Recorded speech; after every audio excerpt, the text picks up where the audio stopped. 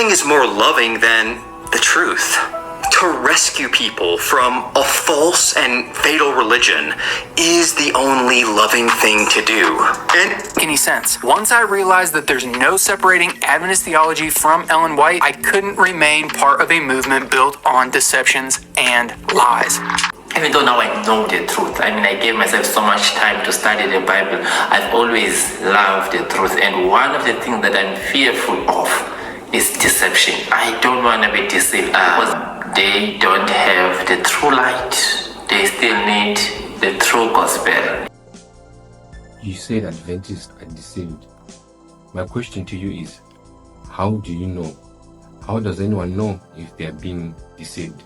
Because deception doesn't always feel like deception. It hides in plain sight. It sounds like truth. It walks like tradition, but it's not truth. How can someone be sure they are not being deceived? Zanim zashniemi, chwabium sedeshni, pozdrovich postiu adventisto tinie smodmego, vijejovi, ujie modishwimi, she razemi podchas na stengo poputi viposta, dopsha vesponinami, ten vishpanyawe chas badzo dochiniami, bashaz kochinoshi I mioshi, nik bogwam bogswavi, mui poste brasha I sostri, jesli to video vas bogswavi, proše, polubše, udobsnejšie I subskrybšie ten kanał. Dziękuję bardzo. Jak rozpoznać, że nie jesteś zwiedziony usłać planu Bożego? Kuziva kuti hausikunyengedzwa uchishandisa gwaro raMwari. Kuhama dzangu dziri kuZimbabwe kunana baba nana mai, vakoma nevanin'ina. Kana muri kuona kuti chidzidzo ichi chiri kukubatsirai, ndokumbirawo tsigirai nekufarira kugovera nevamwe uye kunyoresa kuchiteshi chino murapitire zvakanaka. How can anyone know they are not being deceived? The answer is very simple. We use a blueprint. Not a guess, not a creed, not a denominational statement. A blueprint is something objective, divine, consistent. What is a blueprint? In life, a blueprint is a detailed plan or model showing how something is meant to be built. In the Bible, the blueprint is the Hebrew sanctuary. If you read Exodus 25 verse 9, it says, according to all that I show you, that is the pattern of the tabernacle, shall you make it. It's precise, it's visual, it's authoritative. God's message through symbols and signs.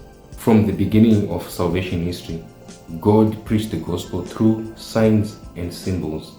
A lamb for Adam and Eve, blood on the doorposts in Egypt, the sanctuary services in the wilderness. John the Baptist referred to Jesus as the Lamb of God which takes away the sins of the world. God continued this during Israel's national crisis.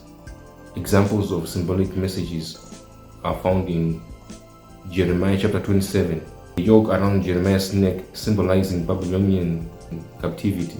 Chapter 4, Ezekiel lies on his side for 300 days, each day for a year. God spoke visually to warn and teach. The book of Revelation, God's final symbolic message is the same.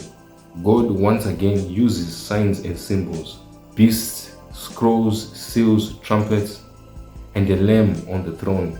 From Genesis to Revelation, God uses consistent methods, a divine blueprint.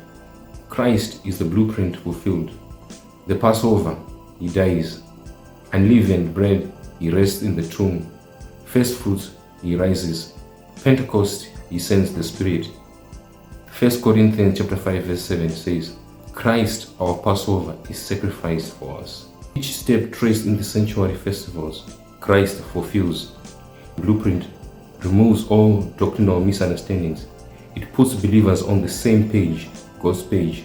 Before we go into the points that raised why you left the Seventh-day Adventist Church, let's agree. Shall we use the blueprint to settle this matter? My question to you and to all other critics of the church, do we use the blueprint? Those are the rules of engagement. We'll wait to hear from you. And as always, God bless you.